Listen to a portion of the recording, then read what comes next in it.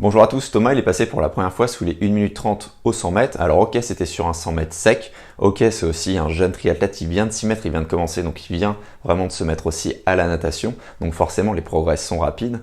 Par contre, c'était vraiment la première fois, ça s'est vu, il était vraiment très content. À la fin du stage, au début de la journée, il était plutôt proche des 1,40. Ensuite, il est descendu déjà dès le matin à 1,35 si je dis pas de bêtises. Et ensuite, il a pété les 1,30 en fin de journée.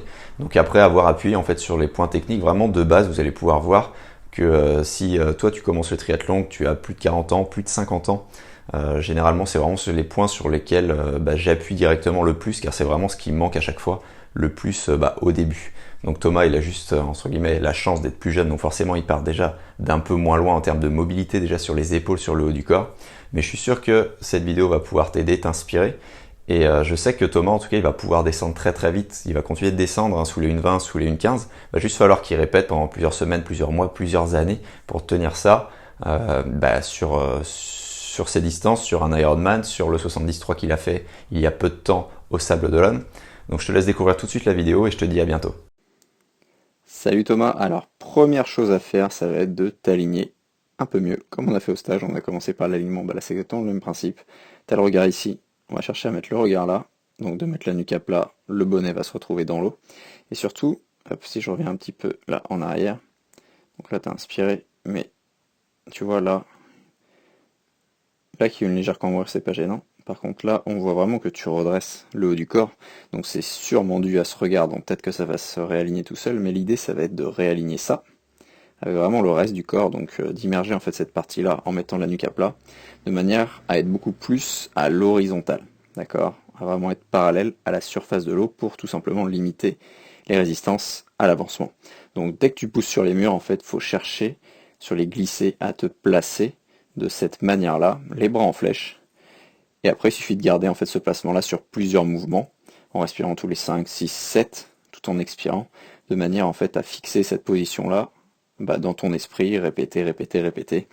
Et ensuite, quand tu seras plus à l'aise, tu peux respirer de plus en plus souvent. Donc deuxième point, deuxième thème, ça va être ton inspiration. Donc la première chose, ça va être de bien souffler, de souffler un peu plus fort, ça va être lié au troisième thème, tu vas voir. De souffler un peu plus fort, pourquoi? Parce que quand on regarde là, ta tête, hop, comme ça c'est mieux. Quand on regarde ta tête, le temps qu'elle passe, tu vois là, tu as fini d'inspirer, et là tu as déjà l'épaule qui vient toucher ton visage, alors que là, dans l'idéal, ta tête devrait être remise directement dans l'eau, le regard au sol. Tu vois là, voilà ce que ça donne, tac, ici.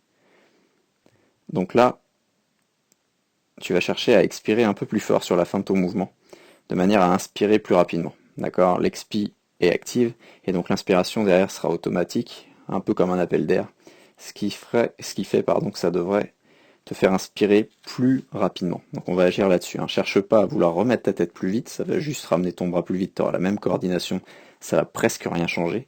Par contre le fait d'agir sur ton expiration un peu plus forte sur la fin là, de ton mouvement, vraiment juste là, tac, sur P3, voire sur P2, de souffler un peu plus d'air à ce moment-là, quitte à en souffler un peu moins avant, ça fait que tu vas remettre ta tête un peu plus rapidement. Deuxième chose au niveau de l'inspiration, alors est-ce qu'on a une autre inspiration? Voilà, de ce côté-là par exemple. Ça va être ici, focus, bras ici. Ça va être de le garder, d'essayer de le garder à chaque fois devant en projectile pendant que tu inspires. Donc, comme on a vu au stage, tu le gardes en avant et tu dois remettre, tu vois là, tu vois, placer ton bras. Là, ton bras, il est carrément passé, t'as pas fini d'inspirer, tac, il est toujours en train de se propulser. Donc en fait, on va travailler sur une sorte de temps de glisse devant, on va chercher à garder ce bras-là ici, et tu vas chercher ensuite à replacer ta tête sur ton bras, de manière à avoir la certitude que ton bras ici est bien placé et pas tombé comme ici vers le fond. Donc après, si on pinaille en sous détail, enfin c'est pas du pinaillement, mais ton regard, tu vois, il est orienté là-bas, on pourrait l'orienter vraiment sur le côté. Mais c'est pas le plus gros levier, tu peux le bosser un petit peu sans problème, je te le dis, parce que on est sur une analyse là où on essaye de détailler tout en donnant vraiment les trois thèmes les plus importants pour toi, pour ton crawl. Mais, euh, mais voilà, le reste est vraiment plus important en fait sur l'inspiration. Passer moins de temps à inspirer, et quand tu inspires, vraiment là tu vois, ici ton bras là, tac, celui-là. T'as vu comment il part là, il est plus du tout propulsif, il n'y a que là où il redevient un peu propulsif, mais t'es toujours un peu désaligné à regarder là-bas. Donc forcément là, c'est compliqué, tu vois, en plus ça finit là, ça finit plus à la cuisse. Donc on sent que ce bras-là, en fait, équilibre ton corps, quoi. Alors que ça, c'est le rôle des jambes. Donc le repère que je t'ai donné juste avant, là-dessus, va t'aider comme il t'a aidé au stage, hein, parce que tu as fait des gros progrès sur la journée. Il faut juste répéter les exercices qu'on a fait. Et donc troisième thème, ça va être sur l'accélération progressive. Tu vois, il y a quand même une légère accélération là, quand on regarde.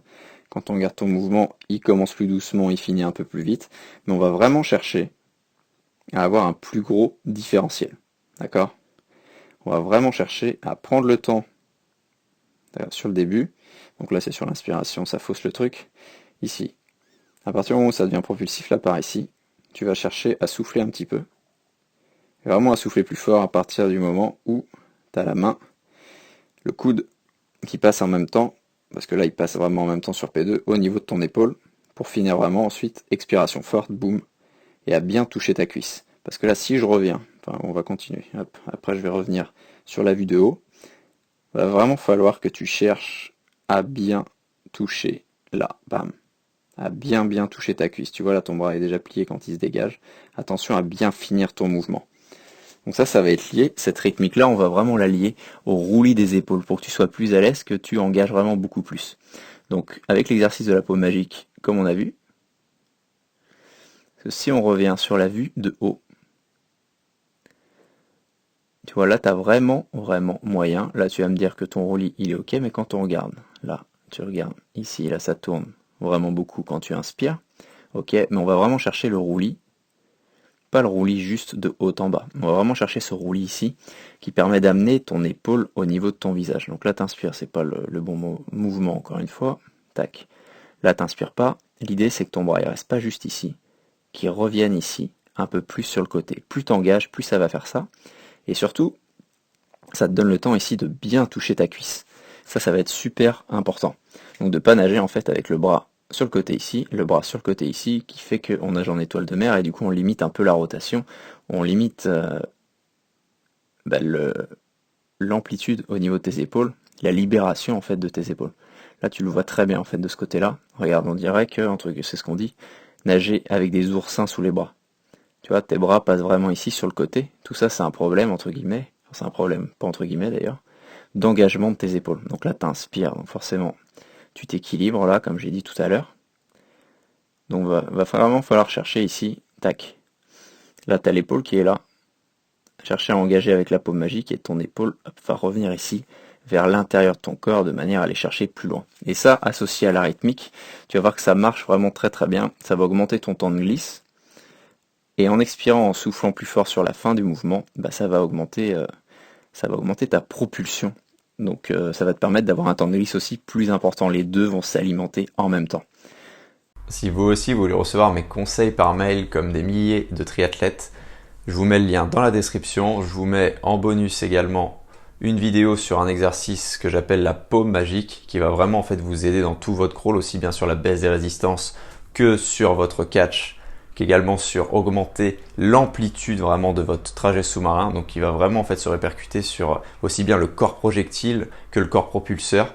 D'accord, deux principes que Raymond Cato a mis en avant, d'accord, à théoriser. C'est vraiment là-dessus que je me base pour faire progresser mes triathlètes, mes nageurs. Donc ça se passe dans la description. Sur ce, je vous dis à bientôt et bonne progression.